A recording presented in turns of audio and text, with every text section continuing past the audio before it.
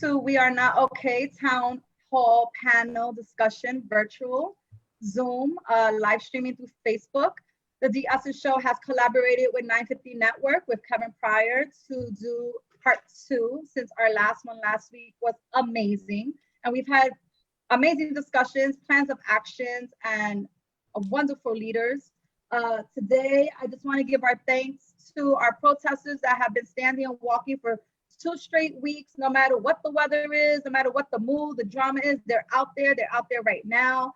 I want to thank all the participating community leaders that are helping planning for a change in action. Blessings to George Floyd's family, who is currently laying George Floyd to rest today. He is a world changer that needs to rest. He has indeed changed the world, and now we are here to do his work. And also to our essential workers, don't forget our nurses that are taking in our people, our firemen that are putting out the fires of the looters in our communities, the female police officers that are in front and dealing with all the drama and chaos in front of them. I just want to give our thanks. I also want to introduce Kevin Pryor again. You want to say hello, Mr.? Good evening, everyone. And again, like I said, like De-Essence has said, we salute everybody in this battle we're in. COVID-19, systemic racism, it's all a battle. And again, like I said, we all play a role in the solution. Absolutely. And we want to start off with our first guest, who is a Bronx resident. He is a drummer, a musical director, producer of many songs that we all know in the R&B, hip hop, pop, that we also party to. I'm not throwing out no names. You guys can research or get in line. But he is a Black man in our music industry, in our community, and he is raising children. And I wanted to bring him on to just express how he's been feeling, what type of plan of action he's been thinking about that maybe he can kind of influence, and also what it is to be a Black man in the music industry, and if you've dealt with any type of racism. So we would like to introduce Amadeus. Well, thank you, King. Thank you, Queen, for that amazing introduction. Thank you both, King and Queen. Yes, sir. For this amazing platform, giving artists and musicians and people within the music industry and other areas, the opportunity to be seen, to be heard. So I appreciate you and thank you for your fearlessness and creating this amazing platform that you both have created. So thank you again. Yes, what an amazing introduction. It's been a long grind, 19 years to be exact, producing for over 100 artists. And as you mentioned, I am a young Black king that has been a part of this music industry, which is one male dominated and dominated within our people as well. But a lot of white people, a lot of people in other races do hold the ranks in regards to sitting in those power seats and in those offices that kind of control the music scene and the narrative of music and how it's distributed and how it's put out to the masses. So we'll touch on that. But I definitely want to start off by saying rest in peace to George Floyd. I want to say rest in peace to Breonna Taylor. Rest in peace to Eric Garner.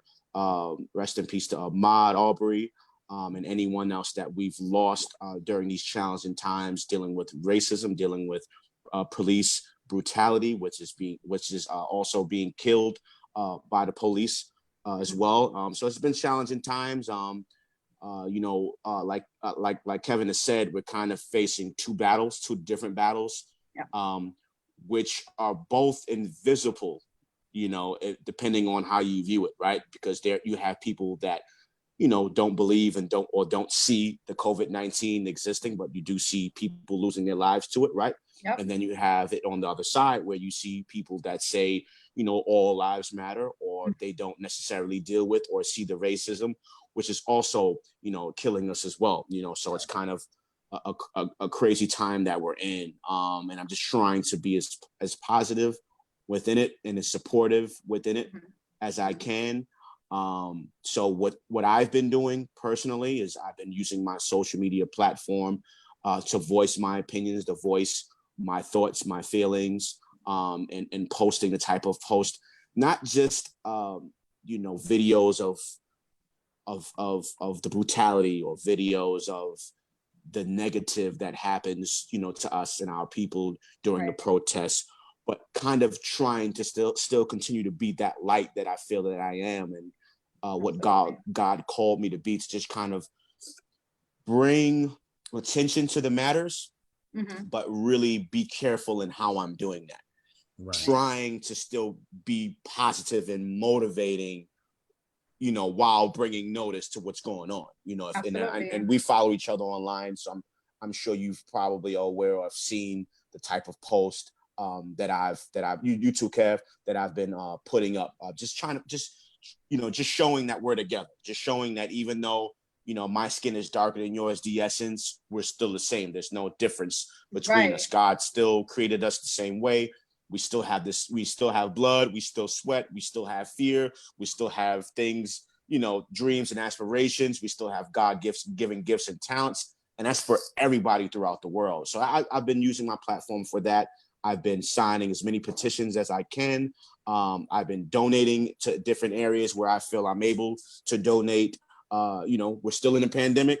You know, I'm not able to perform, you know, whether it's with Trey Songz touring, whether it's me having my my residency in Las Vegas at Dre's nightclub.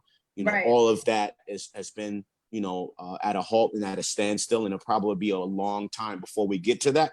So I donate where I can. You know, I'm not rich as of yet, you know, but I donate, you know, giving, you know, what God has blessed me and allowed me to give, you know, during this time. So that's kind of how I've been playing my part. I haven't been out, you know, to the protest for various reasons.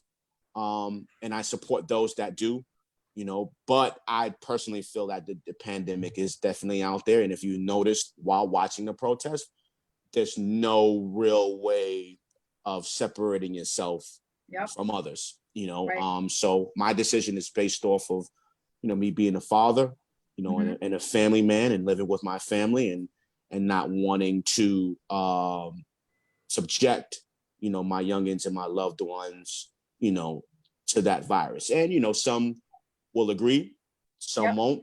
And I think that's, you know, one of the blessings that we have in life, whether you know, which is the freedom of choice to decide on what you'll do, how you do it, and when you do it. So that's how I've been, you know, playing my part during this time, you know, during the protests and stuff like that.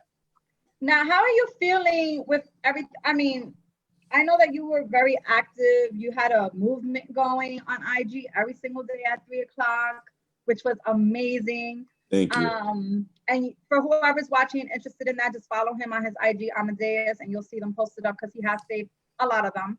But how have you been feeling in this time? Because I know you kind of like let go of the social media a little bit, even your phone and stuff. Yeah, man. You know, like, how are you kind of getting through all of this? Also, like, what are you teaching your kids at home? Because they are growing up to know and see all the chaotic action that's happening. Like, how are you being with all of this? It's definitely taking a toll on me, mentally, you know, spiritually, of course, creatively. As we mentioned, you know, we were in the pandemic first, and then, you know, unfortunately, George Floyd's life was taken from him. Breonna Taylor's life was taken from her. You know, Ahmaud Arbery, life was taken from him within the midst of the pandemic. So it's just like, really, you know what I mean? So I kind of just took a step back.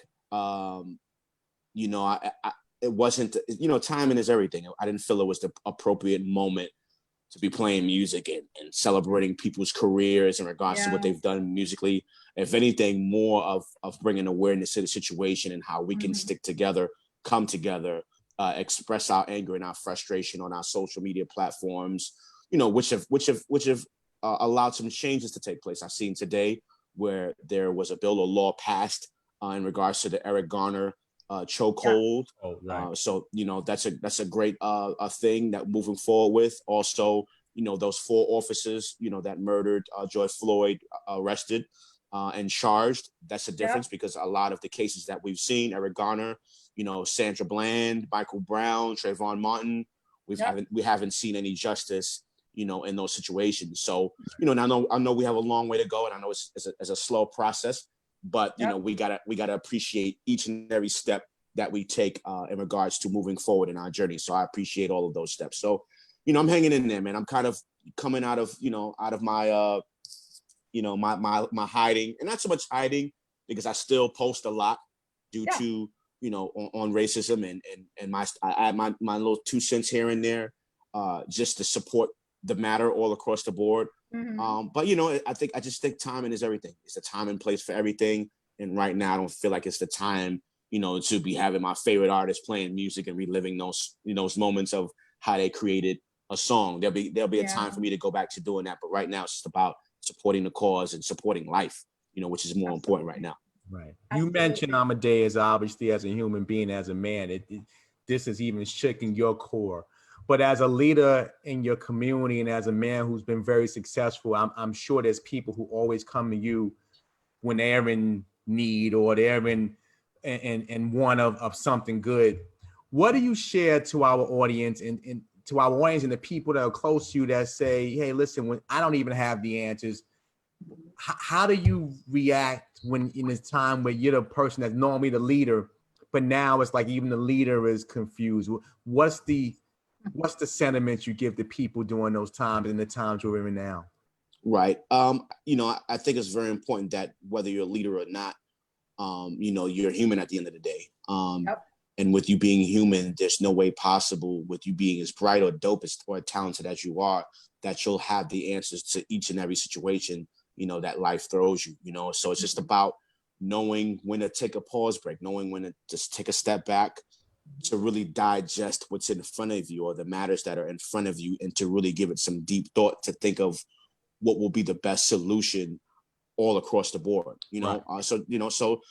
Sometimes people think that when something happens, it's a moment where you just act fast and you think fast. And sometimes that's not, the right answer for those situations, so it's okay to take a step back. It's okay to just have a moment to really evaluate what's at hand. And that's kind of the advice that I've been given. And, also to just really have this time to really feel and allow your emotions and your feelings to speak to you, and not ignore those emotions or not ignore those feelings. What are you feeling inside? And whatever you're feeling inside, figure out a way to get that point across, or to be able to express that to you, the people who you do lead, or your colleagues, or people that look up to you. And, even though I'm not on the front lines, everybody can't be on the front line. It's not everybody's calling to be on the front line. So I applaud, my brother, my son, and my sister Tamika, and the Bronx president Ruben Diaz, and my brother Senator, Mike Blake, and Senator Lewis, and all of those people that are on the front lines.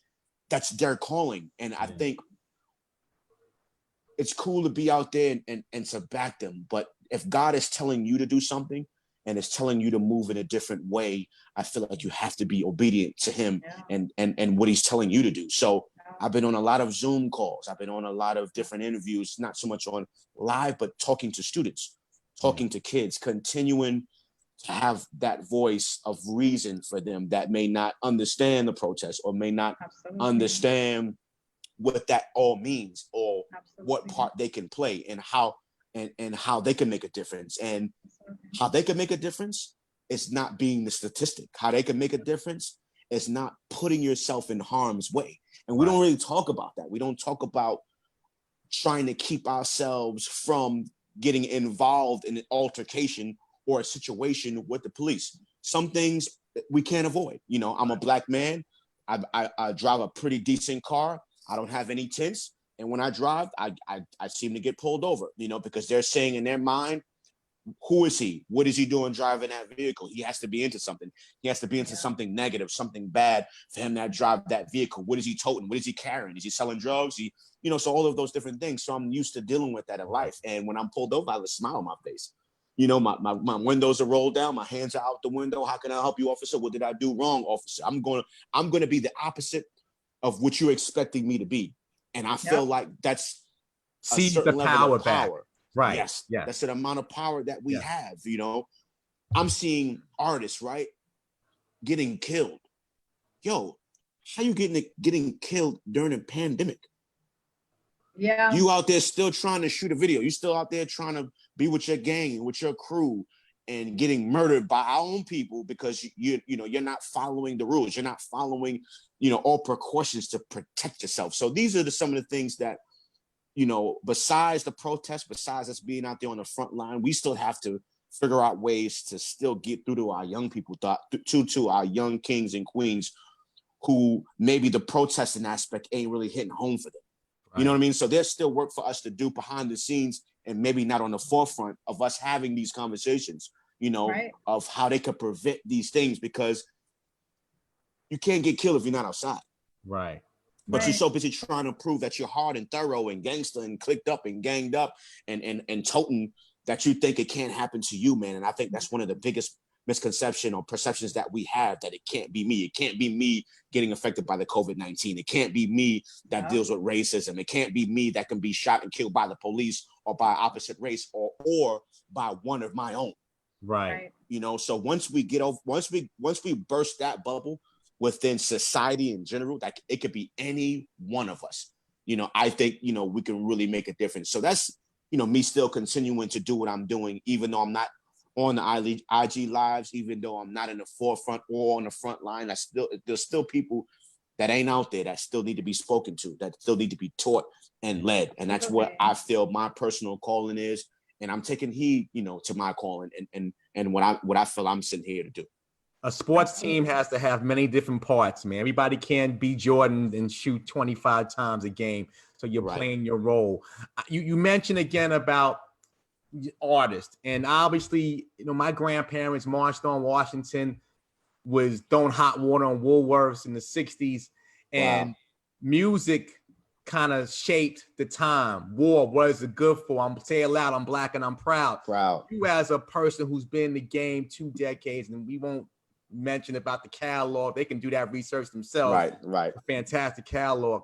Thank you. Where do you see music shaping this new generation, this new revolution?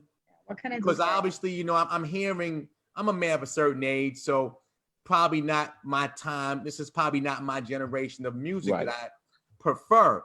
But I'm hearing a lot of young artists all of a sudden come out and check their catalogs and check their rhymes and check their lyrics and say, maybe I got to change. Maybe this is not, the world is not flat.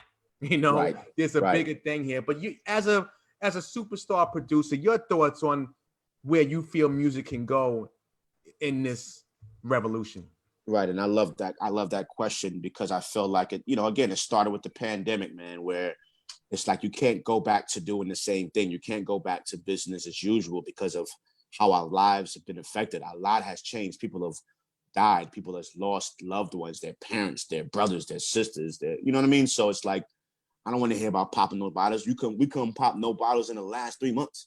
So you know what I'm saying? We couldn't turn up in the last. About now. Yo, we couldn't do none of that. We couldn't go to the Gucci store. We couldn't drive our cars. Our car has been parked for 3 months. You know what I'm saying? So, you know, it's going to really challenge those artists that are out here, you know, young, middle-aged, whatever age or demographic you are, to really dig deep within and to really see if you have what it takes to really sustain and to have longevity. Because we don't want to hear about turning up. We don't want to hear about what you're wearing, because we haven't been able to get dressed and go out in 3 months. You know what I mean? So it's not that topic, and that where you are mentally, it's not where we are. So everybody's not going to be able to shine in this moment. Everybody's not going to be able to be appreciated in this moment. So I'm looking forward to those artists that are really dig deep within, to really be fearless and not worried about whether their fan base is going to support them or not, but really speak their truth. You know what I'm saying?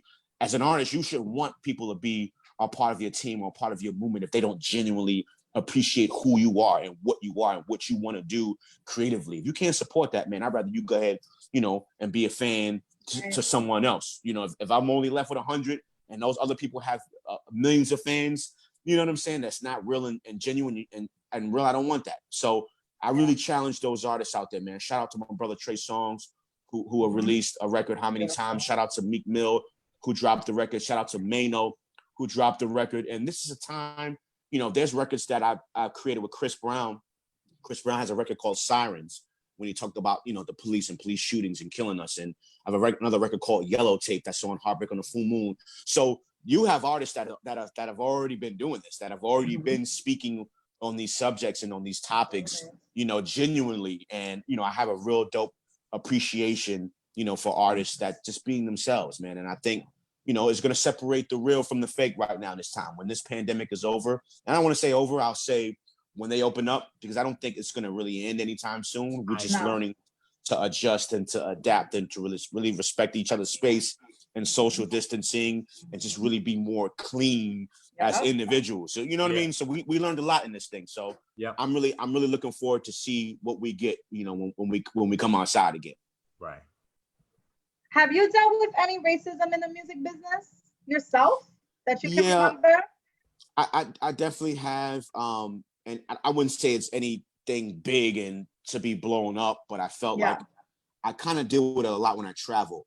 You know, I'm urban, you know, I think we changing that urban word, but we have to change our language. You know, we have to start calling the ghetto. We have to stop using urban. Like we have to start empowering our language about us. Yeah, I'm just black excellence at the end of the day. You know, we have a certain swag, we have a certain aura about us, right? That people fear because they don't understand it, right? So, you know, when I'm boarding planes and I'm heading to Vegas and I'm on you know, first class and I'm sitting, you know, or I'm the only, you know, black king that's in those 8 seats that are up there, you know, you kind of feel the energy. You can feel being frowned upon, or people having facial expressions that are saying, who is he? You know, what does he do? Or what is he doing, you know, sitting there? You know what I'm saying? Or sitting in this area with us, you know, first class businessmen or women that happen to be, you know, the opposite of black, you know. So I kind of feel like I deal with it more when I travel,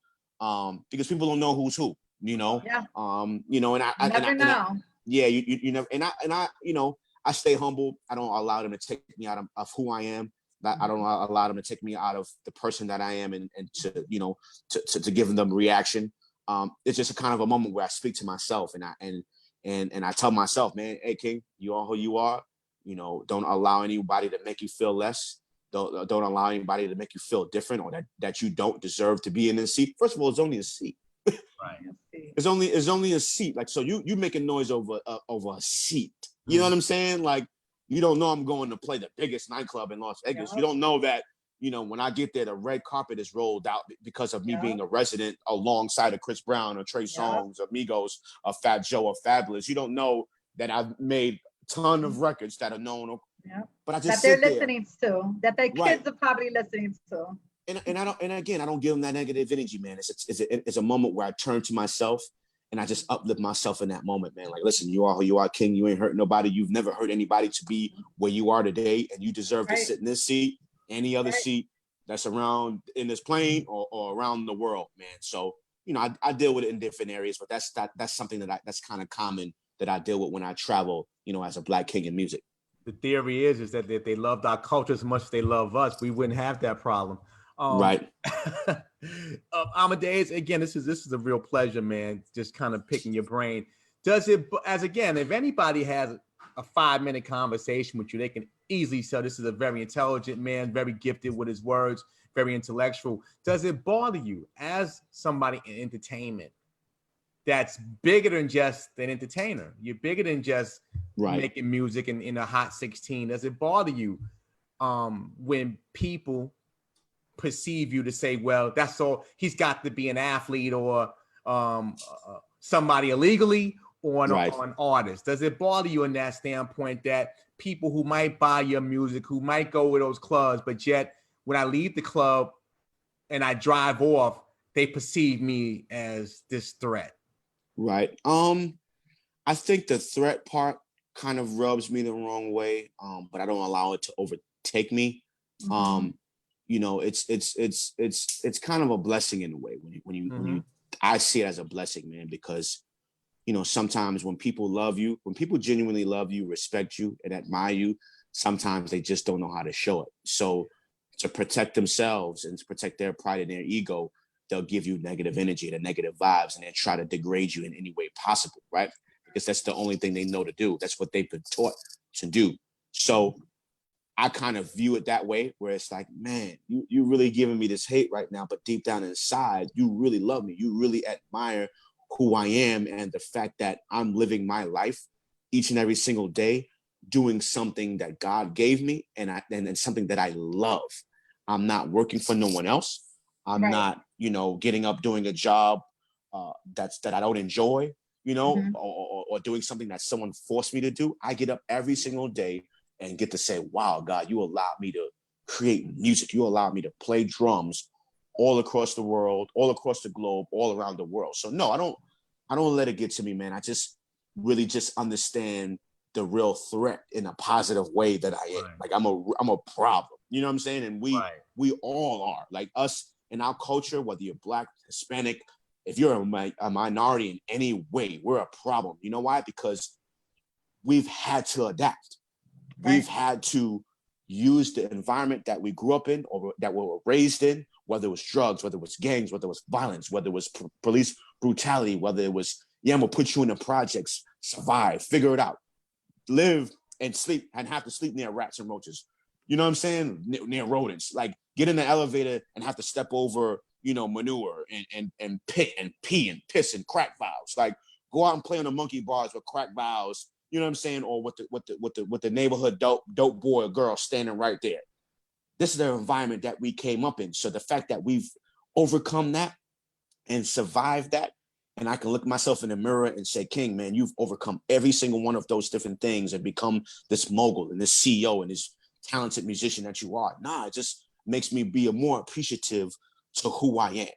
You know what I'm saying? As a Black king and as a Black man. So I don't let them have that up on me, because I know for some of them, not all, for some of them, they didn't have to grow up that way. You know what I mean? They had their own room. They didn't have to be in bunk bags. They didn't have to share rooms with 4 people. Right. You know what I'm saying? Right. They had, they didn't have to live in projects. They always lived in houses. They always lived in townhouses.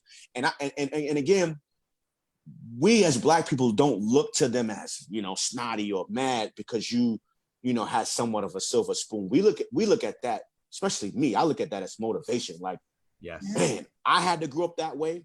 I don't fault my parents for me living the way I am, because it allowed me to be who I am today.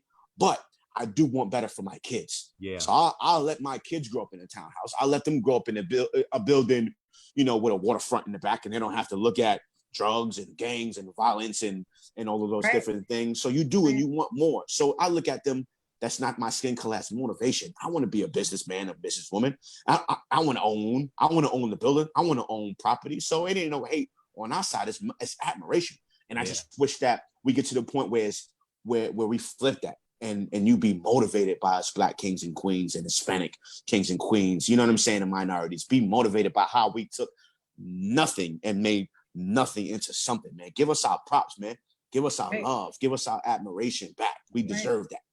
It's funny you say that, because I think of my grandmother. My grandmother, rest her soul, used to always tell me when I was feeling down or feeling like the world was on top of my head. And she would say, you come from kings and queens. People came on slave ships and they died of disease, hunger, drowned, fought amongst each other. You're descendants of that.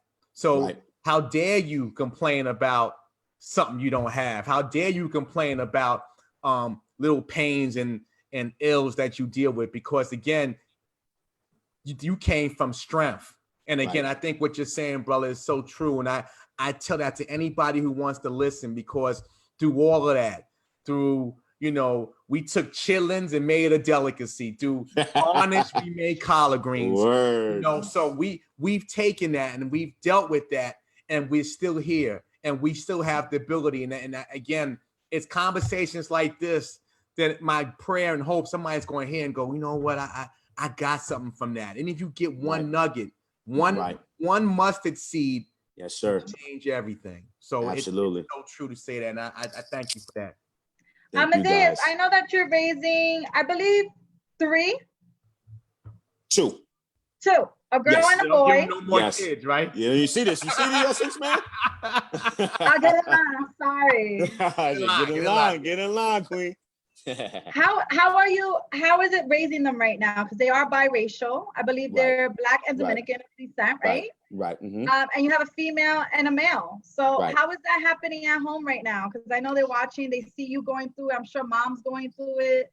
How are you talking with them? How are they reacting to all of this? And I'm glad you asked that. So on Sunday, I ordered my brother Mike Son's book, on the Bill of Rights, and I actually had it delivered to my son, who lives with his mom. So I surprised him. I ordered it off of Amazon. I put a little note in there, and I surprised him with it. And he got it on Sunday, and we opened it up Sunday and was on, FaceTime. And we read the book together, and we discussed each page, we discussed each chapter. I love that. And he's 15, and he expressed to me that he knew what the Bill of Rights were, and amendments of, because he learns in school. Right. And it was pretty dope because he viewed it differently based off of the book, because he was saying, because he met my son once before, so he knows he knows who he is. So that helps aware. a little bit more too. Yeah, so that made him a little more excited about it. He loved the pictures and the artwork that came in the book, which made it a little more appealing, due to what the subject was. And it was just really good. There were some things that I was confused about, that my son summed it up, and I did some research online, and we just went back and forth. He taught me a lot, as well. It wasn't just me teaching him. I learned a lot from him and his schooling and how he was educated and what he got from what he read. And it was just a back and forth thing.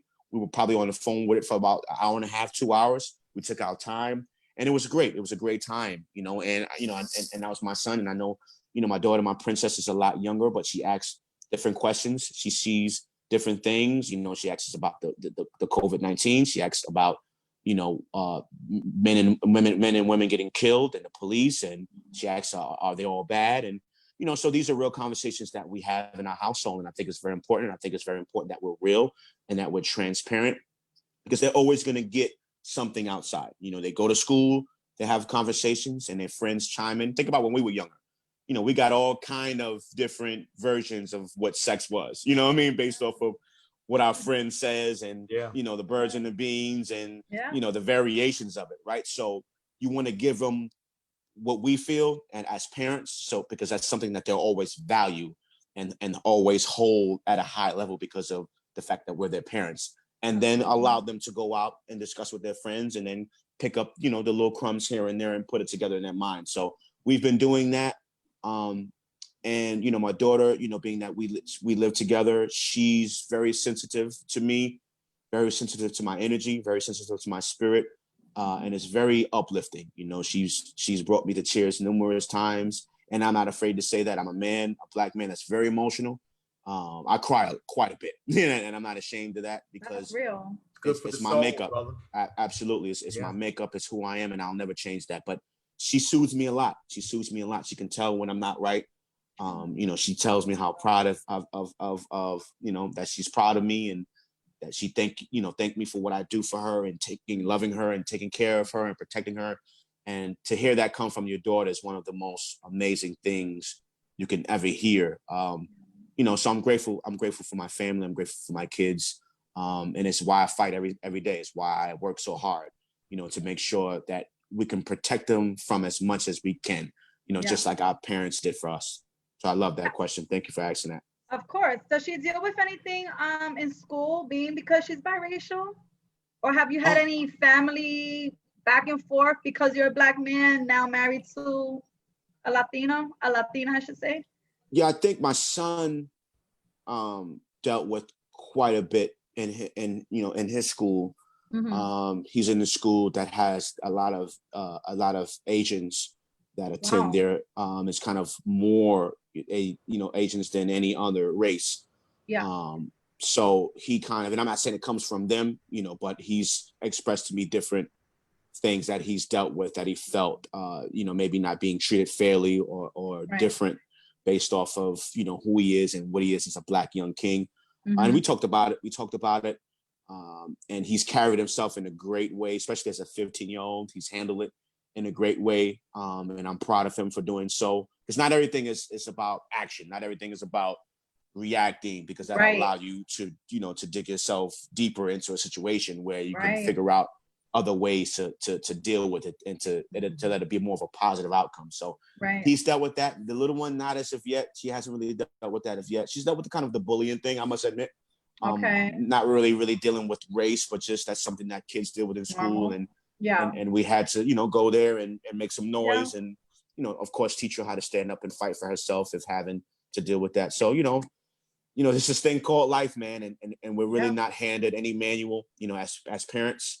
So we just do the best that we can do with the way we've been taught. And of course we seek God for all guidance and for all ways to share whatever we need to share, you know, with our children, so that it's the right way and it's the right thing spiritually and mentally. So, you know, we're doing the best that we can. I love it. I love what you're doing for our community. I love you as an artist, instrumentalist, producer.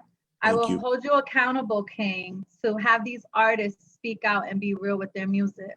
Yes. I don't want you to force anyone, but encourage.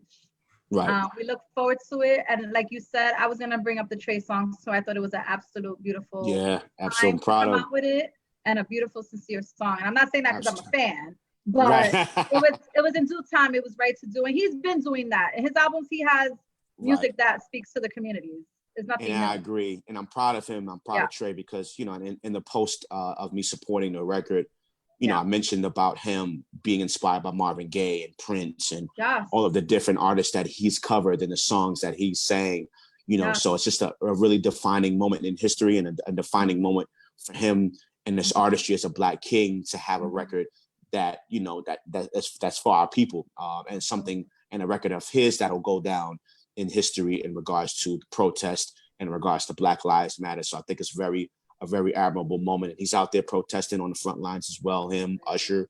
I've seen quite a few, you know, standing up. YG and LA really doing their thing. So definitely shout out to my brother Trey Songz. Shout out to his mom. Today's his mom's birthday. Shout out to Mama April. She's a Gemini like me. And today is her birthday. Today's her birthday. So we celebrate you, Queen, today for, you know, raising that young king and allowing us to, you know, have such an amazing artist and talent in the world. You know, I know the road wasn't easy for her as a Black queen, raising a Black man, but she did an amazing job. And today we salute her. So happy birthday to Mama April. Birthday. Yeah. No doubt. Kevin, you have any last words to say? Yeah, this has been a great conversation. And I really thank you. It's wonderful, Amadeus. You see? Listen, thank you. I had to get a pep talk from The Essence, man. And, you know, because, you know, when you move and when you speak and when you do things, of course you do it from, you know, from your mind, body and soul and your heart. And I just felt there was a different topic for me, one that I'm not used to speaking on. So I kind of had, you know, I was a little reserved about it and wasn't sure. But The Essence, you know, gave me a pep talk and just be you, do you, you know, because, you know, people sometimes, especially with social media, you know, they take your words and they just attack your words and attack what you say and pick it apart. And find all of the things that they don't agree with and just really attack that and make moments out of that, you know, versus the overall bigger picture. So thank you, The Essence, for just giving me that push that I need, you know, to be here. I felt like it was a great conversation. I felt like I'm happy and I stand by what I've said today. I felt great about it. So thank you guys for creating this platform. Thank you for creating this platform and being and allowing it to be comfortable for me to express myself on here, man. There's no dope interview or no dope conversation without the person that's making it comfortable for the person that's being interviewed. So, you know, much props and much love to both of you guys for doing a great job and allowing me to be free and to express myself today. Thank you. Thank you both. Thank you so much. Can you let the viewers know where they can find you? Absolutely. On Instagram, it's Amadeus, AMADEUS, PBM on Instagram. On Twitter is producer Amadeus. Again, Amadeus spelled AMADEUS. I'm also on Facebook. I don't know how to use it, but I'm on there. It's probably all locked out, but so IG is the best way. I'm pretty much on that the most out of all three platforms. So that's how you can reach me. So reach out, holla. No doubt. Salute my brother again. When you start those 3 o'clocks, I'll be the first few in because I appreciate y'all. Very early times of COVID, when even like myself, I like to call myself the most positive person there is. You know, you have your moments, and while you don't even know me, those conversations with Through It All and different people, you know, that I know, it kept my mind going. So wow, brother.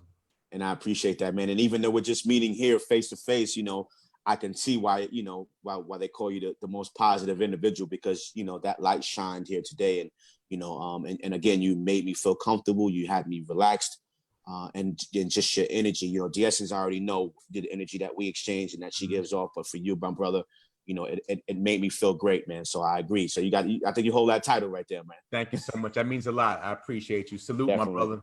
Blessings to you, king and queen. Because you can always do what you were doing and now add this into the interview, because we do want to hear artists speak out. We do want to see what people are going through. We want to see what their experiences have been. There's a lot you can work with there, but when you're ready. I needed the pep talk, man. I needed the, come on, you got this. The GOAT had to give me the formula, man. You know, I'm new. This is what y'all do. You gotta give me the formula. So now that I got the formula, it makes sense. So you can make it all work. Trust me. It could be a great conversation. Gotcha. And music uplifts everyone, and music is love. So don't forget that. Amen. Thank you for that. We love you. I appreciate it. We love you too. Love you. All right, guys. Blessings. Take care. All right, now. Oh, that was awesome. That was Amadeus. Yeah, I think the town hall, we have Freedom Williams on the line, but real quick, I think town hall meeting scares people. You know, I think people think they're gonna come into a room with politicians and just be like on point with things, like, you know, focused on, but it's not that. We're creating a very safe space. Part of the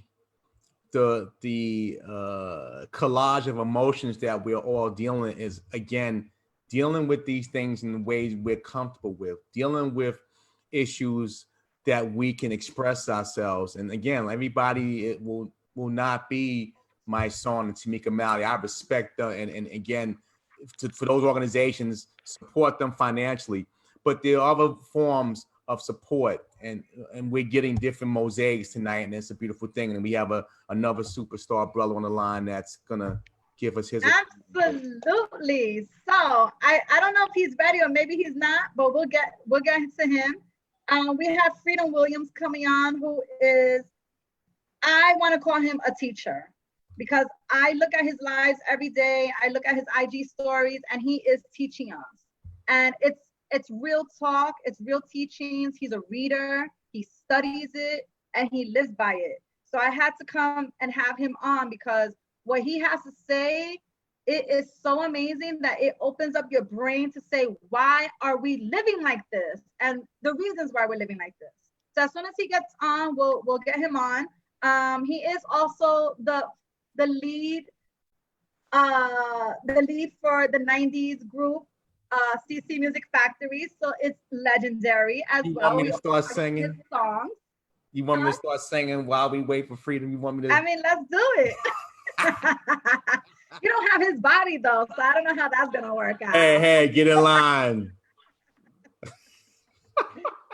But we're just gonna talk to him about how he's feeling, what he has. He has an amazing story, and just anything that he's dealt with in his past. You know, he is light-skinned, Black as well. So I'm sure he's dealt with certain things that maybe dark-skinned men, you know, just different, because we all live different lifestyles. So I don't know if he's there. I don't know what's going on with the phone. No, he's there, but not there. Hello, can you hear us? I can hear you. Okay, we hear you now. We just can't see you. It's kind of low though. Let me fix it for you. Okay. No, man, this Zoom review. I'm gonna take you. That darn technology. Okay. Yeah, because you have to put your video on, I think, and then speak a little louder. But yeah, I do want to thank everyone for tuning in on Facebook Live. Please share the video, put your comments below. We'll get to them as much as we can. We will have a prayer at the end of this, and also I will re-announce some updates that lawmakers have made. And yeah, we'll be working as of tonight. I already have some people that I want to reach out to get on board for the next town hall. Okay. Ooh, much better. There you go. Can you hear us? Yes, sir. He sounds low though, doesn't he? A little low. I can hear you. 1 2 1 2. Break it down. I'm still low. You need to bring it up. Freedom, can you pull your volume up a little bit? We hear you, but it's very low for the listening viewers. It's up all the way now. Okay. How about a little earphones? better. Oh, earphones. Okay, that's an idea. Maybe, yeah, because you have so much important things to say. We don't want to miss anything. Heard. Yes. We cannot let that be. See, he gave you that little voice. Damn. He is a fine man, I must say. Listen, I two-stepped many of nights to that song, and that's all I'm gonna say about that. But yeah, again, you know, another person that has been around the world and certainly has, I'm sure, dealt with experiences, good, bad, and indifferent. And Yada yada yada yada yada. there you go. There you go. We hear you now. Now you're in stereo. Okay, got my headphones. Oh, See if this perfect. works. Yes, sir. Is that better? Much better. Yes. Now we just have to see the handsome face. There we go. Hey, throw your hands up. We What's up, want to yo? welcome Freedom Williams, who has made it to our town hall discussion. How are you? It's a town. That means the whole town of the Bronx is on. Everybody is on. Everybody Bronx, Brooklyn, Queens, Staten Island, LA, Chicago. Wow, that's bigger than the town. That's How a are couple we of doing, towns. my love? Thank you for joining us today and making the time to speak with us. I'm good. I was just I was supposed to be doing somebody's kitchen, put a new kitchen in for them. So I was working on a budget and then fixing something. So I'm a gadget man. I know that you're a man of many hats. I'm a go-go. Yeah, I do have quite a. Sometimes I got too many. I have so many hobbies. So like, I do construction. I was a private pilot for years. I flew. So I got all these plane books. Obviously, I love music. And when you have all of these, I don't want to call them hobby, but these passions, you have to collect things for each passion. So if you fly in planes, you need all the technology and the upgrades. If you're doing construction, I mean, I got a whole shed full of tools. If you're in music, you gotta. And sometimes I'm like, damn, can I just have one thing that could do everything? So you're a student of your games. You have to. I said to one of my workers the other day, I said, I used to produce a lot, and I had all the drum machines, the DX, the Lindrum, the 808, the 909. But now I have every saw, every level, every angle line. I'm like, I look at my shed and I'm like, wow, if I was a producer, this would be every drum machine. And so you have to put in your 5,000 to 10,000 hours to really do something. You have to master it. So you have to put the time in. Right. Absolutely. And I'm glad you said that, because that kind of really is valid for what we need to be doing now. I want to recognize all the literature in the back of you, so we know that you are definitely a reader and whatever. Yeah. That's my book. I built that book. Those are my books. I need to clean because it up. I'm considering, I've always considered you as a legendary artist and an amazing individual, but lately, as I've been watching you, I consider you to be a teacher. And I thank you for everything that you have taught me through just listening to you and you being just very transparent. And that's why I needed to have you on board today, because I need you to spread that knowledge and those teachings to whoever's watching this. So you can have the floor and start wherever you want, and we can get started. Wow. Okay. All right. Well, class, today we're going to talk about keeping it 1,000%. You talk about, let's transition from talking about passion, right? And talking about doing the things in life that have value to you, but not just doing the things that have value to you. When we look at, and everything I'm saying, I'm just saying from the gut and off the cuff. When you look at, George Floyd or, Sandra Bland or Tatiana, Breonna Taylor, you're looking at people who were trying to live their passion, right? Breonna Taylor was an EMT. Right. George Floyd had moved from Texas to Minneapolis, which is where my niece lives. My niece, my brother's daughter, or her 3 daughters, lives down the block from where they were keeping the machinery, keeping the National Guard stuff. So she was like, I see him every day, Uncle. So when you think about Tamir Rice, who hadn't lived his life yet, when you think about the people who have been murdered by the hands of police, you're thinking about people who were trying to find their voice. I've seen several videos of Sandra Bland, who was found hung in her cell a couple of years ago. Right. When you listen to her videos as she posts, for a fact she didn't kill herself. No.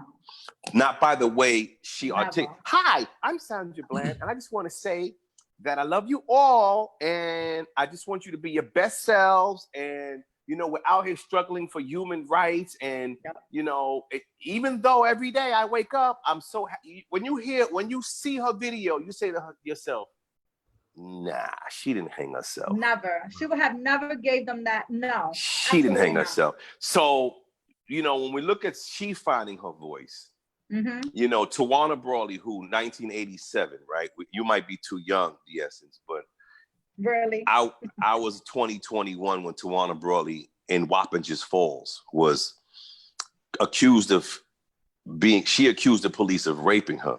Right. The story goes that Tawana Brawley was in Wappingers Falls. They found that she was missing for 3 days. They found her ultimately. Now the cops were acquitted. Let's just say that. Right. Right. They found her in a garbage bag with human feces written on her body, KKK. Listen to what I'm saying to you. Still to this day, there are people in the Black and Latino and mostly the white community that say, well, she was lying, and, you know, because the cops were acquitted, and she ran away because her stepdad was abusive. I know Tawana Brawley. I went to Wappingers Falls and I protested in 1987. We shut that city down when I tell you that, okay? That's where I met Al Sharpton. Right.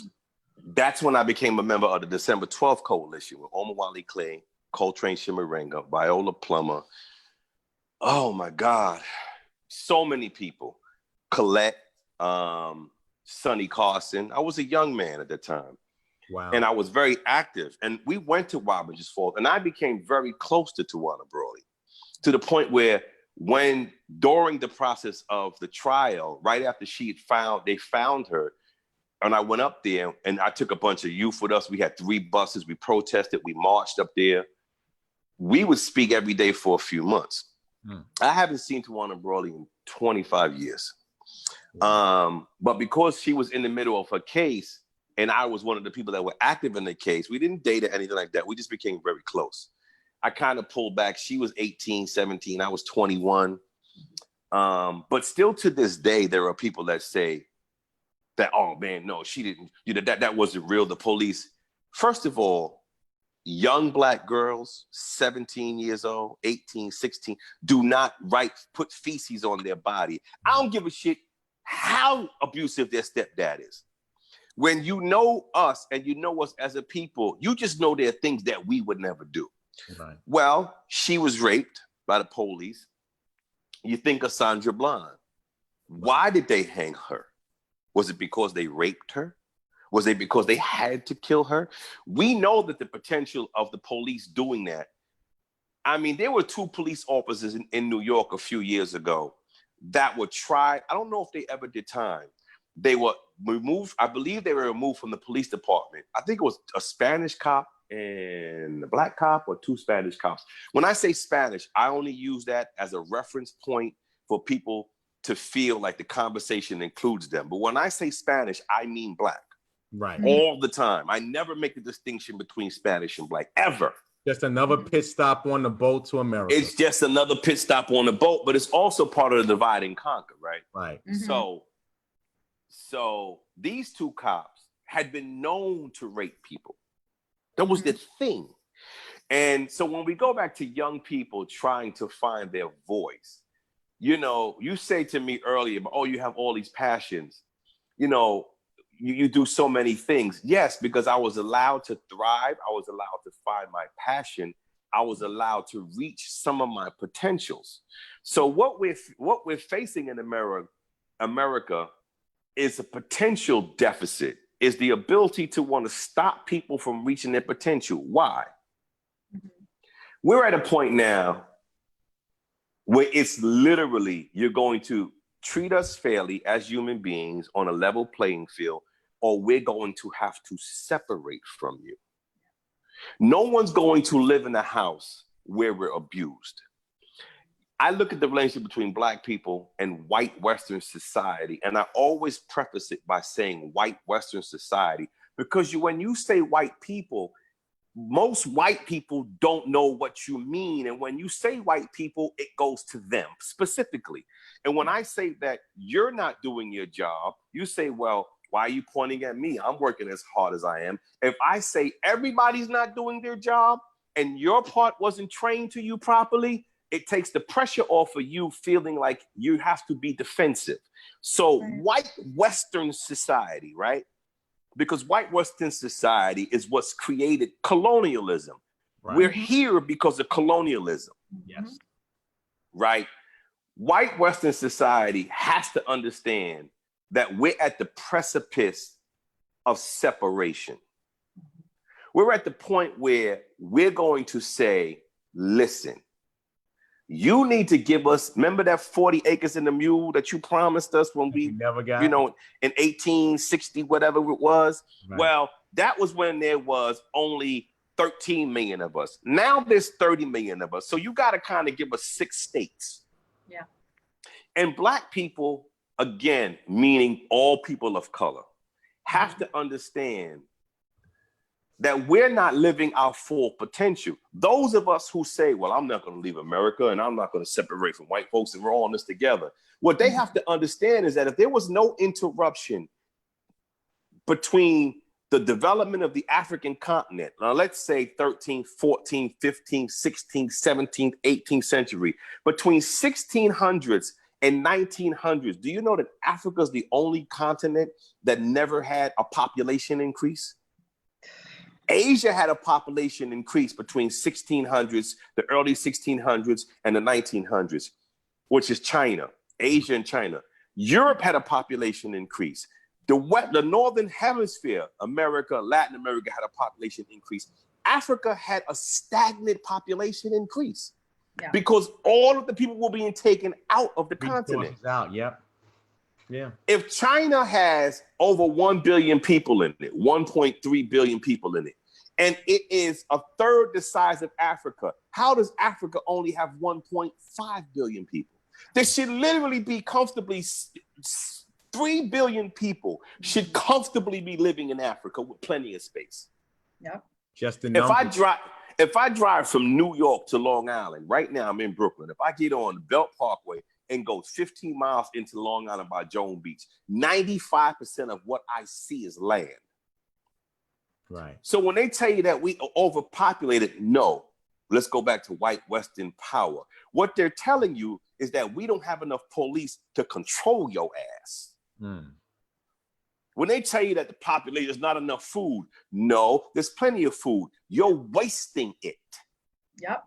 So we have to understand the narrative that we're dealing with. The reason why I brought up Africa and the reason why I'm going to tie it all back into progress is that had there been no interruption from 1500s up until now in Africa, do you know we'd be living in Wakanda? Right. Yeah. We'd literally be, the Africans were so technologically advanced. Iron was created and invented by them.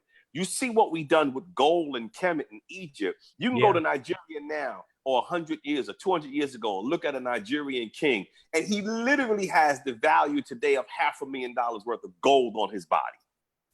When Mansa Musa traveled as a Muslim in 1300s from West Africa to Mecca on a pilgrimage because he was a Muslim, he gave away bars of gold.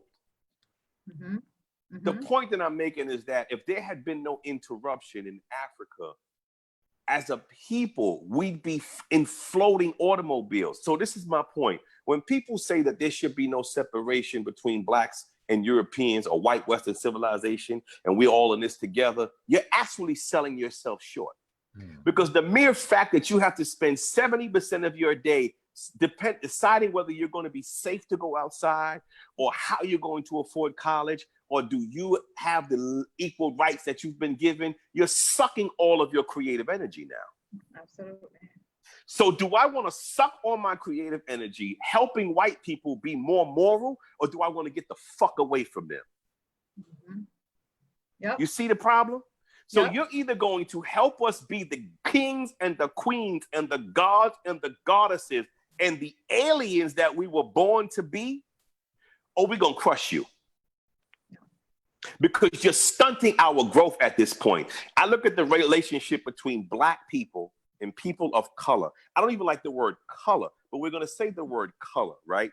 The you of human beings. And white society as one of an abusive husband, and we're the wife that always gets beat. The husband's a drunk, the husband's a dope dealer, the husband beats us.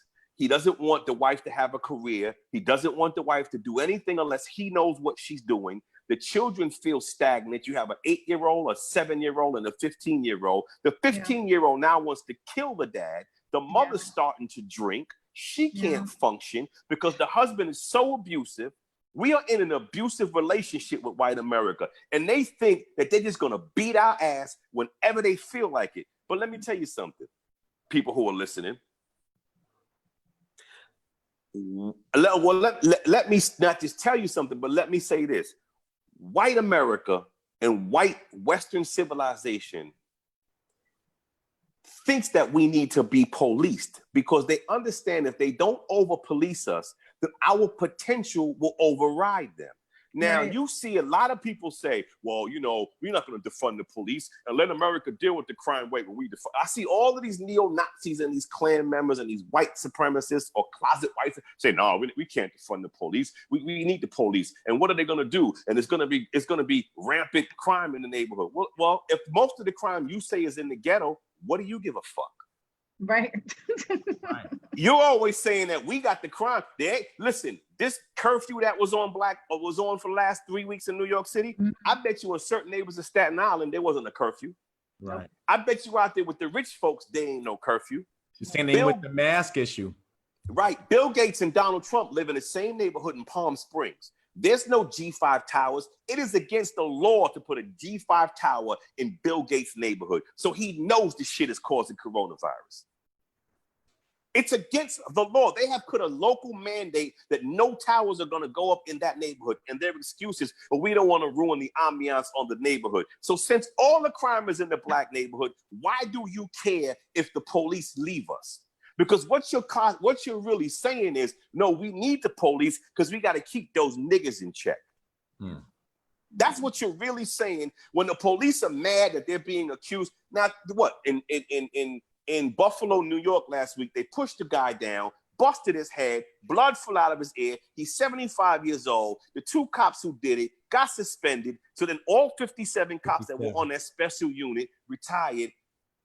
Why don't you all fucking retire? Yeah. All of you need to quit. We don't care because you only want to beat our ass because you only want to be police in the black neighborhood. In the white neighborhood, you're just a friendly neighborhood Spider-Man. Yeah. In the black neighborhood, so you not only want to police us, you actually get off on policing us. You sicko. You getting off on it. That's why they act like that. So if you want to retire, retire. We don't need you. I guarantee you we can police ourselves. And I'm going to take it one step further. We all need to be armed. All black people need to be armed. Donald Trump and the white supremacists and the Republicans say, we need guns in school. We need more guns. Okay, well then give us some fucking guns. The cops won't do that shit now. Right, since it's the Second Amendment, why not? Yeah, right. Well, fuck the amendments. Fuck all their laws. Their laws suck. Wait, bro, we pass all that bullshit. Right. Your laws, the Native American said the white man makes no laws he is going to honor. Not one. Right. We need guns because we don't want to be killed. I don't care about a law. I don't care about milking the cow. I don't care about the sun coming out. I don't care about the studio. I don't want to get bust in my head. It's a basic human right. Yeah. Right. Yeah. And if you don't honor the basic human right, you got to give me a gun to keep you from busting me in the head. Now, white people say, well, more white people get killed by the police than black people every year. That may be true, but they're getting killed for stacking arms in their garage. They're getting killed for running major international drug rings.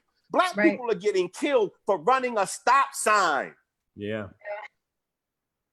We're getting killed for no turn signal. We're getting killed because you said, come here, and I don't trust you, and I ran away, and you shot me in the back. So when you say that white bedrooms, we're shooting through our doors. Right. So when you say that white people are getting killed more than black people, that may be true because there's so many more of you, which I debate that too, than us. So, but you're not getting killed for that. You're getting killed because when the cops came to your house, you came outside with an AK-47. To protect yourself. Yeah. That's why you got shot. Yeah. There's no narrative that white people or white supremacists are going to tell me that's going to break me down. When my son went to Columbia University before he graduated, when he was a freshman, I said, listen to me, boy, and I want you to hear me clearly. There ain't a teacher in your school that can debate truth. There's not a teacher in your school that can beat me in a debate on Black and human rights. Always understand that you got it raw. Yeah. Don't go to Columbia and think that you're going to get a degree and it's going to make you some type of intellectual superhero. Because what they're going to do is they're going to teach you how to dumb you down. Yep. That's why Malcolm X went to Harvard and cooked them. Yep. That's why they couldn't deal with Marcus Garvey. Have you ever heard a tape of Marcus Garvey speak? Yes. Everyone on this line should get a tape of Marcus Garvey. YouTube it, Google it. This man, when you hear Marcus Garvey, you say to yourself, Jesus Christ, no wonder why I am the Marcus Garvey and Black people should be with a Jamaican accent. Yes. Oh my God. You believe it's thunderous. So, you know, the bullshit got to stop. You're either going to give us what we want, which is really, I even hate the term Black Lives Matter. I hate the term don't shoot me, because what you're really doing is you're asking. Yeah. Please don't shoot me. Why are we asking? Right. That's to not be killed. Yeah. Right. That doesn't even make it, huh? It's being desperate at this point. It's being desperate, but it's also bringing yourself as if they subservient. It's subservient. Fuck you. Yeah. Yeah. Right. Right. Yeah. That's how you gotta be now. Yeah. Yeah. If we don't get killed for that too now. Yo, you know what? I'd rather you shoot me standing up. Right. Absolutely. If we don't get to the point where it's freedom or death, because our potential is being limited now. Mm-hmm. Think about the NFL. The two baddest quarterbacks in the NFL right now is Lamar Jackson and Patrick Mahomes. Right. Right. They didn't really want Black quarterbacks until the 80s. Mm-hmm. You didn't really see a Black quarterback, Randall Cunningham, Warren Moon. They were literally taking Heisman Trophy quarterbacks. The one that got at the point guard for the Knicks. Charlie Ward. Charlie Ward was a Heisman Trophy quarterback. He couldn't even get drafted as a quarterback. Yep. That's because they're limiting our potential. We don't want to compete with you. We really can't compete with what you're doing, so we're going to limit it because there's fear of our potential. So we have to start understanding that if we had our full potential, we would. In Damascus in the 7th century, for 1,000 years, for 200 years, there was no crime. You literally could leave your stuff outside at night, and that they had elevated sidewalks in Damascus in the 7th century. They had elevated sidewalks. They had public baths, public plumbing. They had lamps in the street with elephant oil, which elephant oil burns for 100 years. The streets were lit. You know the movie Aladdin, when Aladdin's coming to town and he has the procession with the elephants and the zebras and everybody's watching him? That's literally taken from how Black people live. We're not talking about light-skinned Arabs. We're talking about Black people. Right. So don't tell me that we need to be policed, and don't tell me that we're going to be savages, and don't tell me we live in a ghetto, because either telling me that you ignorant or you really don't like me, so you're lying. Because we never want ignorant people. They didn't bring slaves out of Africa.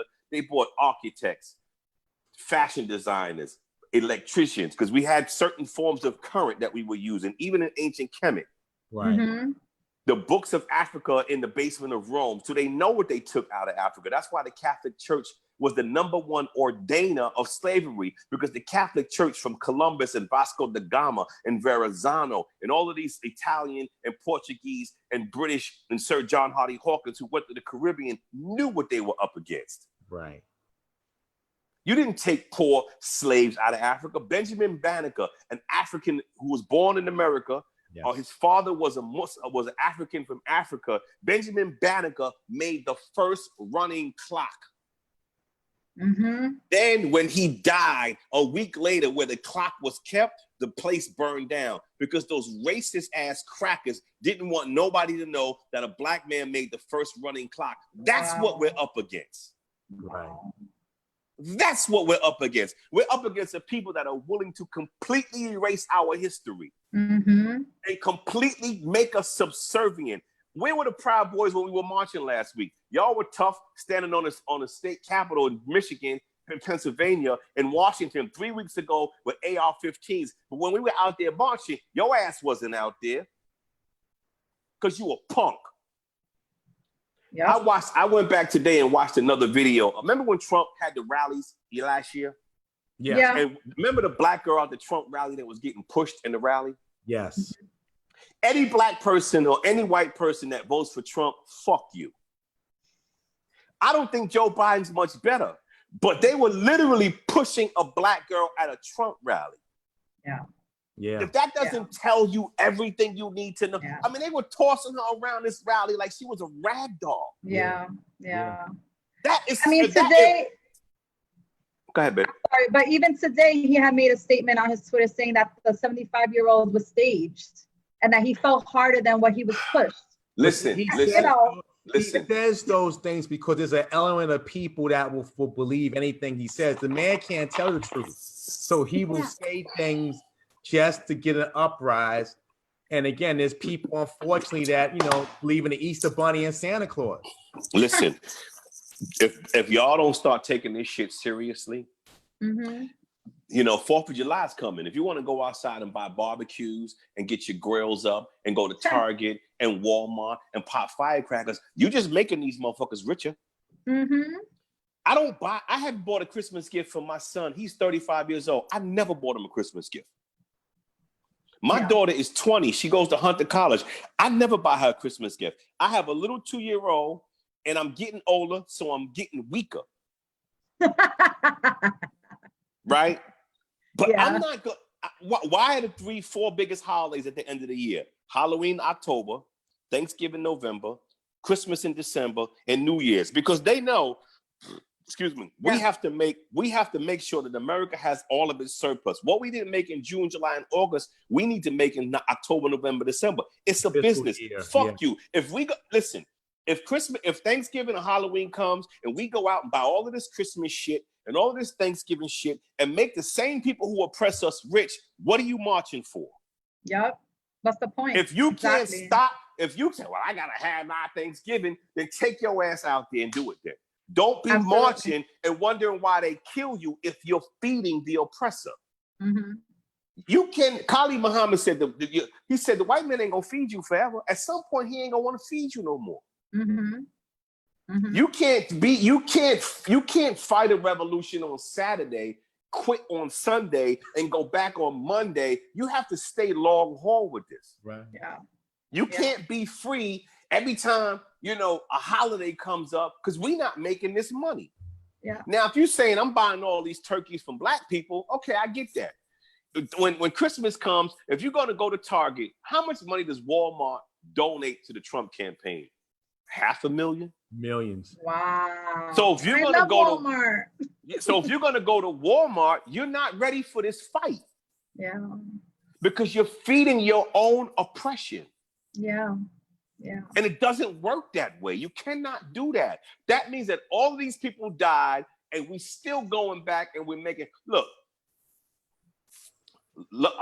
Lowe's doesn't donate to Trump. Home Depot's a big Trump supporter. So I don't go to Home Depot no more for the stuff I need. Right.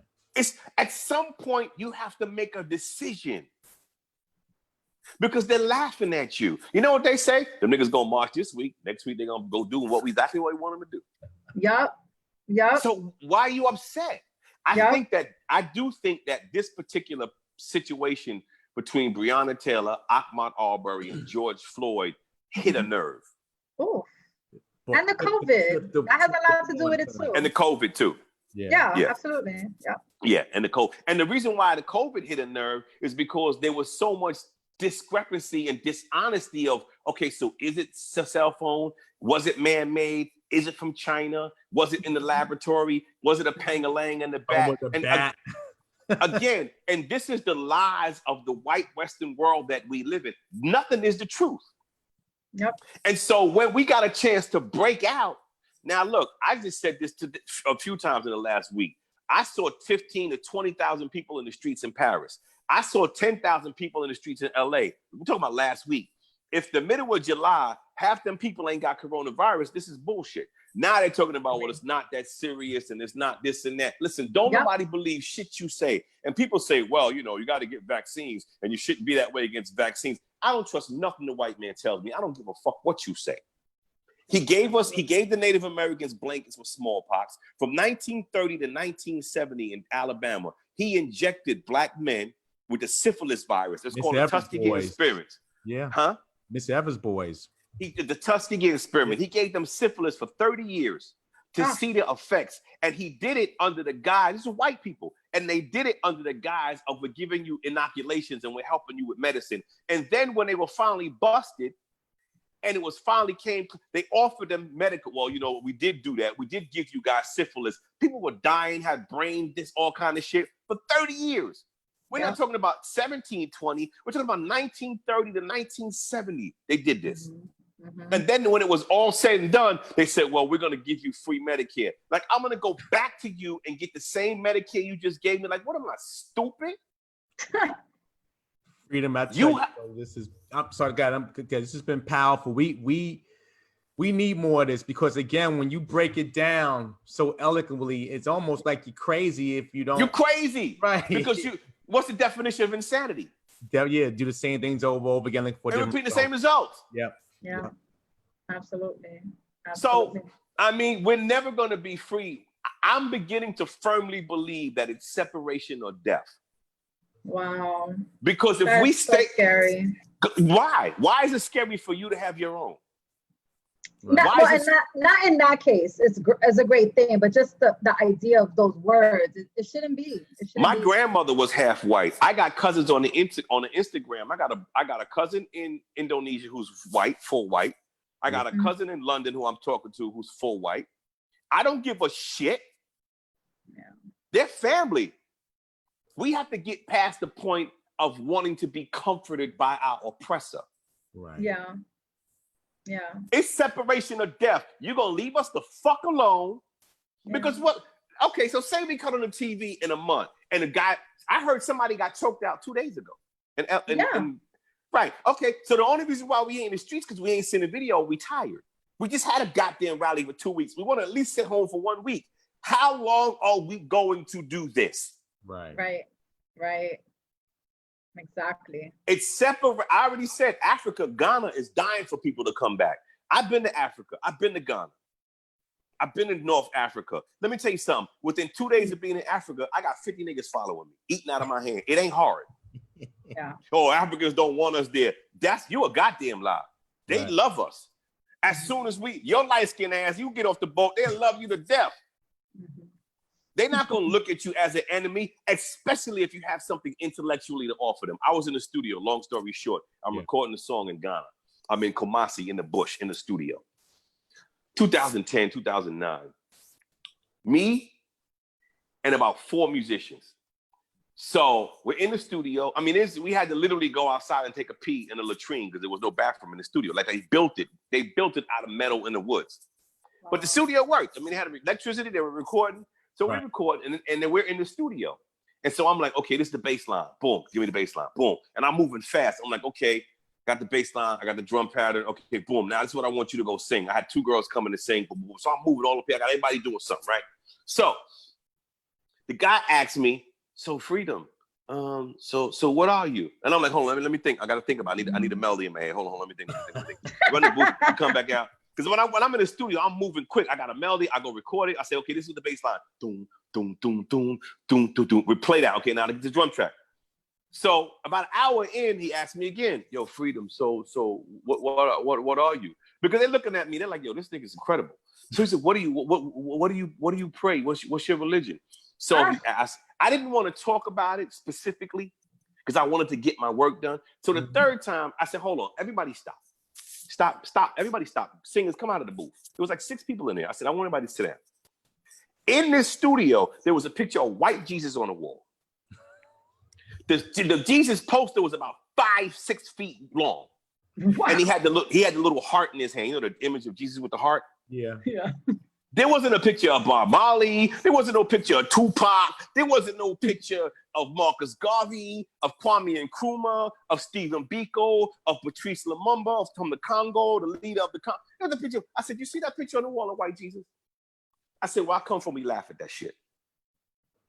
I said, the black man is God. The black woman is goddess. I said, let me tell you something else. I said, where I come from, we don't worship no image that don't look like us. I said, so you want to know what my religion is? My religion is the original people of the planet Earth. I said, you could sit here and you could worship that picture of Jesus if you want to. I said, but if you keep asking me what my religion is you. I am you. Your original religion. I said, before 600, 700 years ago, you didn't know what that image was. You've been in Africa and Ghana for 20,000 years, but you got a picture that somebody gave you when they colonized you 500 years ago. Wow. Then the brother said, but check this out. Then the brother said to me, the bass player, he goes, yo, have you ever heard of BTC? I said, what's BTC?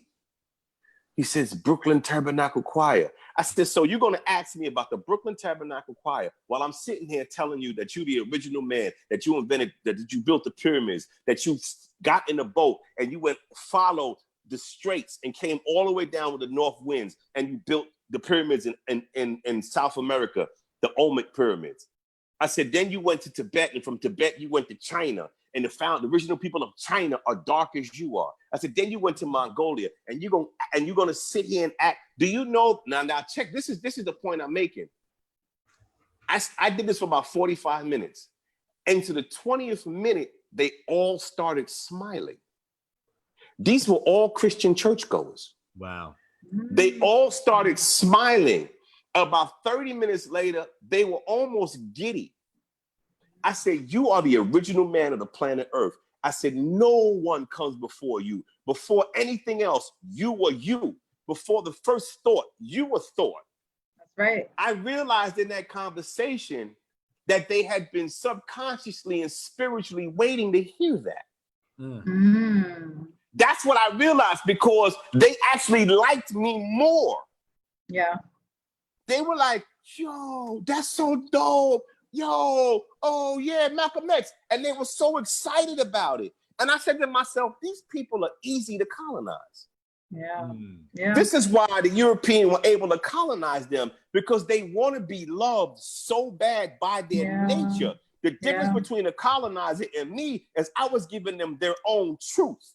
Right. The colonizer was giving them their own truth, but he disguised it in a European image and fed it back to them.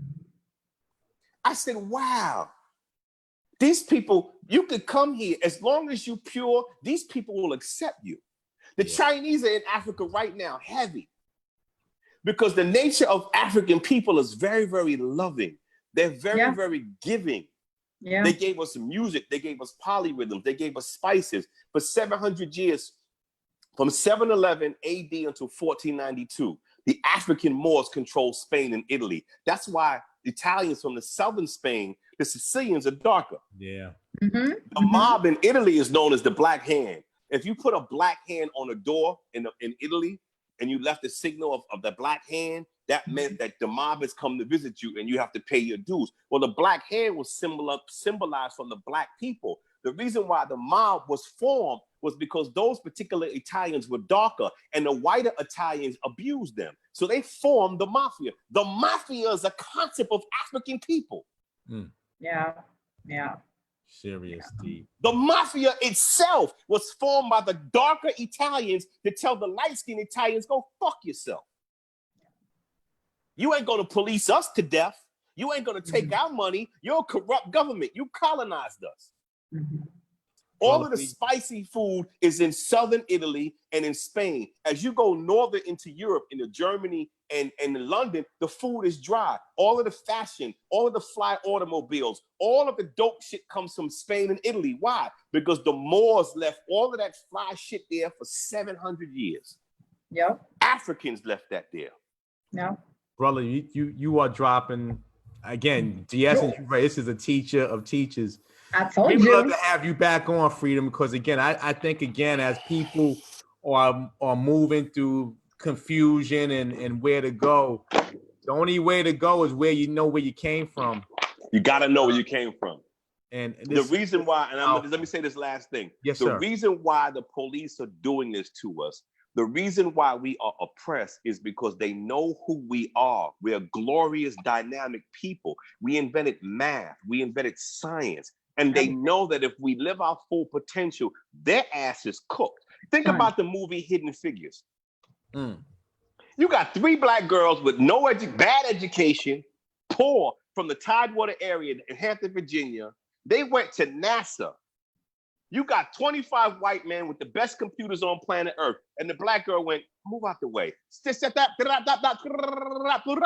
a chalkboard, it said, this is where your rocket's gonna land, and this is when it's gonna land. And they still telling a nigga, now go to the back. Fuck that. You're stupid.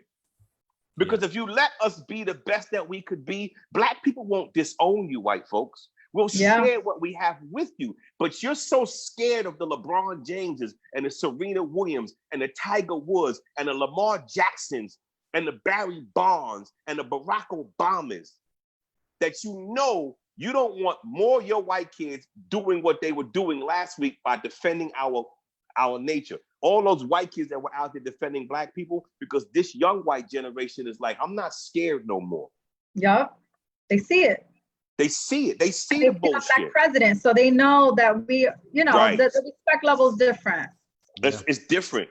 They understand. They grew up with Biggie and Big Pun. Right. And they understand that we're glorious people.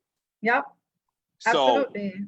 we can either continue down this path of subservience and thinking that because we got plumbing that we got something when we've had plumbing for 4,000 years. Yeah.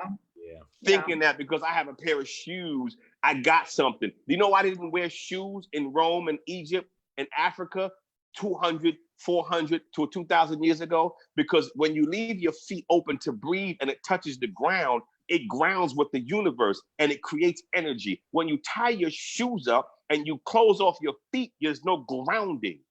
Ooh, we didn't wear shoes because we couldn't make shoes. You fucking think because Richard Nixon, I'm gonna leave you with this. That racist cracker, Richard Nixon, had a conversation with the other racist cracker, Ronald Reagan. And I've heard the tapes, and you can Google them. And Ronald Reagan is saying to Richard Nixon, I'm so tired of these black niggas from Africa.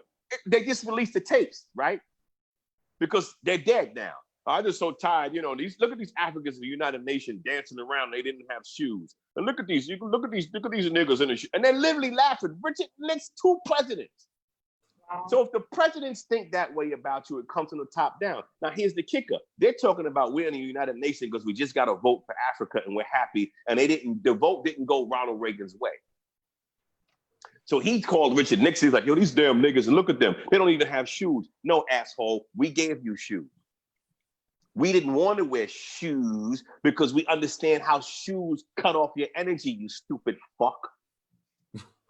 We invented the shoemaking machine in America. We knew about shoes 4,000 years ago, but we don't need to wear shoes because we're of the earth. See, once we understand that all of this shit is trickery, we'll give it all back and say, take your Gucci and your Christian Louboutin and all your bullshit. And your Halloween. And Halloween, as a Spanish woman, when you're dealing with Santeria or Palo or Lukumi or Voodoo or Yoruba, African religions, we never run from our ancestors. We create shrines to them. So what did white people do? They created Halloween and made you scared of the boogeyman. Interesting. So Halloween's got you scared. Yeah. Halloween's got you scared of the dead. Ooh, it's Halloween, the ghost. No, we never run from the dead like Wakanda and Black Panther when he laid down and took that little yellow flower and was able to talk to his ancestors. We talk to our ancestors, but it's all for the energy because you gave us fucking shoes and you cut our hair. The Native Americans were in Vietnam. When the Native Americans who wanted to fight in Vietnam, they drafted them. They wanted to cut their hair in the army. And a lot of the Native Americans said, you can't cut our hair. They were like, we have to cut your hair. They said, if you cut our hair, we can't hear the enemy. Yeah. Wow. Well, the freedom we can go all night, man. Our hair is, I'm going to get off right now. Yes, sir. Our hair is a source of energy. Yes, sir. Okay, so I'm going by. No, you good. Don't just leave like that now. Nah. I gotta go. Listen, these are jewels. I haven't heard jewels like this since my grandfather, and I appreciate this. Promise us you come back. Yeah, man, I'm here, man. God willing, the sunshine, I'll be good, man. I'm here anytime.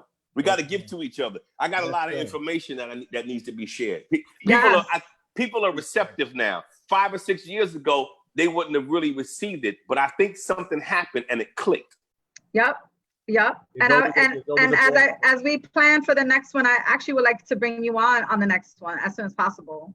Okay, I'm here. Whatever you want to do, let's do it. Let's be family. Freedom. I love you. Ladies and Thank you so much.